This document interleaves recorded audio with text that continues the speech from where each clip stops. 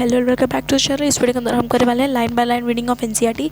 तो हमने first part किया था जिसके अंदर हमने पूरा अच्छी तरह से कवर किया था। सेकंड पार्ट के अंदर हमने diversity in the living world को कवर किया था, पूरा क्लासिफिकेशन की और टेक्सोनॉमी के बारे में, सब कैटेगरीज के बारे में समझा। अब हम करने वाले हैं टेक्सोनॉमिकल एड, जो कि हमारा थर्ड पार्ट है।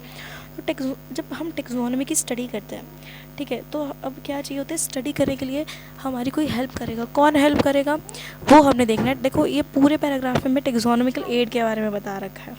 तो क्या है, देखो टेक्सोनॉमी एक फंडामेंटल स्टडी है।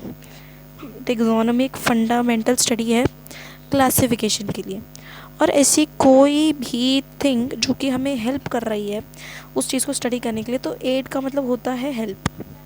एड का मतलब होता है हेल्प।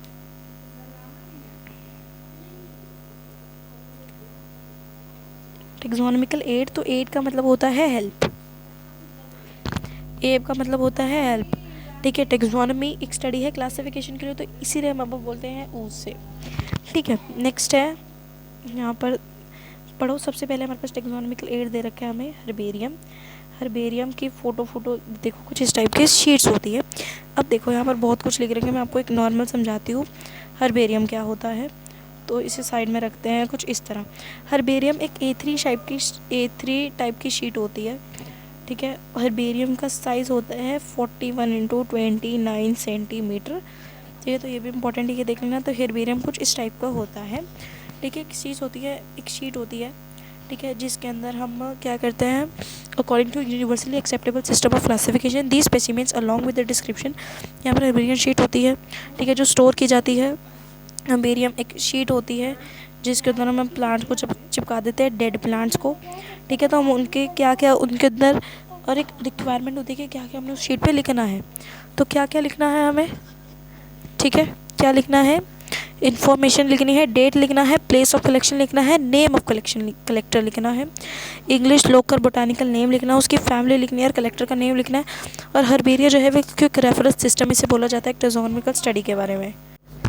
नेक्स्ट है बोटानिकल गार्डन। तो बोटानिकल, अब यहाँ पर डेड प्लांट्स थे, तो बोटानिकल गार्डन के अंदर हम लिविंग प्लांट्स लेकर आते हैं। तो क्या होता है, किसी दूसरी जगह से उठा के हम एक गार्डन के अंदर बना देते हैं, बोटानिकल गार्डन नाम दे देते हैं। तो आइडेंटिफिकेशन पर्पज़ के लिए होता है, तो वहाँ पर हम बोटानिकल या फिर साइंटिफिक नेम लिखते हैं और उनकी फैमिली का नाम लिखते हैं।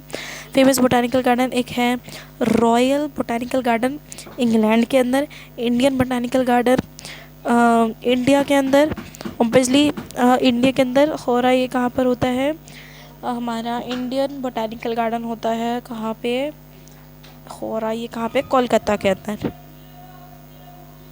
नेशनल बोटानिकल गार्डन लखनऊ के अंदर है, ठीक है। म्यूज़ियम के अंदर क्या होते हैं, हम लिविंग ऑर्गेनिज्म, लिविंग एनिमल को रखते हैं। कुछ एनिमल को वेट करके रखते हैं, कुछ को हम ड्राई करके रखते हैं। तो बायोलॉजिकल म्यूज़ियम जो है वो जनरली सेटअप किए जाते हैं एजुकेशनल इंस्टीट्यूट के द्वारा, जैसे स्कूल कॉलेज हो गए, यूनिवर्सिटीज़ हो गई। म्यूज़ियम जो है वो कलेक्शन रखता है प्रिजर्व्ड प्लांट्स की और एनिमल स्पेसिमेंस की, स्टडी के लिए होता है। स्पेसिमेन जो है प्रिजर्व किए जाते हैं कंटेनर में। तो ये डेड एनिमल्स होते हैं, ये डेड एनिमल्स होते हैं, लिविंग एनिमल्स नहीं होते हैं, डेड एनिमल्स रखे जाते हैं, ठीक है। प्रिजर्व किया जाता है उन्हें ड्राई के अंदर भी, वेट के अंदर भी। इंसेक्ट जो है प्रिजर्व किया जाता है इंसेक्ट बॉक्सेस के अंदर। पहले उन्हें कलेक्ट किया जाता है, फिर उन्हें मारा जाता है। जैसे एक कॉकरोच है, कॉकरोच को फिर यहाँ पे कॉकरोच के यहाँ पे पिन लगाएंगे उसे स्टडी करने के लिए। लार्जर एनिमल जैसे बर्ड मैमल होते हैं, उन्हें हम स्टफ और प्रिजर्व करके रखते हैं। और म्यूज़ियम के अंदर स्केलेटन भी होते हैं एनिमल्स के। नेक्स्ट होता है जूलॉजिकल पार्क। जूलॉजिकल पार्क मतलब ज़ू। तो ज़ू के अंदर हम क्या करते हैं, ये हमारा एक लिविंग एनिमल को हम रखते हैं।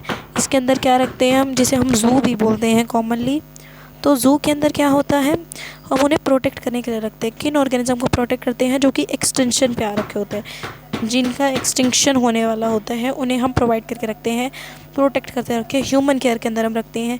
क्या चीज़ स्टडी करने के लिए, कि उनकी फूड हैबिट्स क्या है, उनकी नॉर्मल हैबिट्स क्या है, एक एनिमल का बिहेवियर क्या है, ठीक है। ये एंटरटेनमेंट पर्पज़ के लिए होते हैं। की होते हैं, की के अंदर क्या होता है, एक स्टेटमेंट होती है जिसे हम लिड बोलते हैं, ठीक है।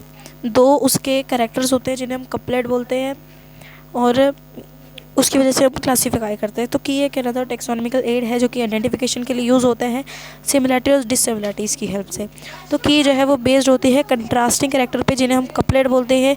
ये एक चॉइस रिप्रेजेंट करती है, ठीक है। तो सेपरेट टेक्सोनॉमिक कीज होती है जो कि रिक्वायर्ड होती हैं उसके लिए। ठीक है। एक फ्लोरा मैनुअल मोनोग्राफ ये पढ़ते हैं, पहले मैं की एक बार आपको समझा देती हूँ।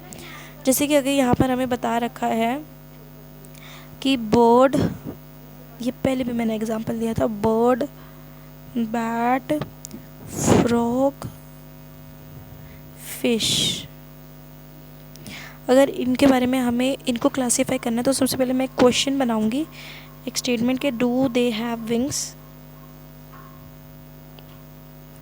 तो जो मैंने आपको बोला एक स्टेटमेंट होती है जिससे हम लिड देते हैं, तो ये हो गया लिड। अब इसका एक आंसर होगा येस, एक आंसर होगा येस, दूसरा होगा नो। तो दो ये जो है इन्हें हम बोलते हैं कपलेट। ठीक है, तो आई होप आपको ये समझ में आ गया होगा। नेक्स्ट हमारे क्लास पैराग्राफ दे रखा है, तो ये 4 बुक के नाम बारे में बताया गया है, फ्लोरा, मैनुअल, मोनोग्राफ और कैटलॉग। तो ये एक रिक्वायर्ड डिस्क्रिप्शन होती है। ठीक है, ये करेक्ट आइडेंटिफिकेशन करते हैं। फ्लोरा जो है वो एक्चुअल अमाउंट बताता है कि एक जगह पे कितने टाइप की हैबिटेट और डिस्ट्रीब्यूशन का है एक पर्टिकुलर एरिया में। ठीक है, इंडेक्स प्रोवाइड करता है पर्टिकुलर स्पीशीज़ का। ठीक है, मैनुअल्स के अंदर ये हाईली यूज़फुल होता है, इन्फॉर्मेशन प्रोवाइड करता है आइडेंटिफिकेशन के लिए। ठीक है, मोनोग्राफ जो है वो इन्फॉर्मेशन रखता है एक पर्टिकुलर टेक्सॉन की, और कैटलॉग जो है इसके अंदर क्या होता है, यहाँ पे बता नहीं रखा है, अल्फ़ाबेटिकल ऑर्डर के मैनर के अंदर ये सब लिखा होता है। तो आई होप आपको ये सब अच्छी तरह से क्लियर हो गया होगा। तो thank you so much for watching the video till and. और हमने यहाँ से अपना चैप्टर ख़त्म कर लिया। नेक्स्ट वीडियो के अंदर हम करेंगे इसके question and answer. Bye bye, चला सी यू। कहाँ गया?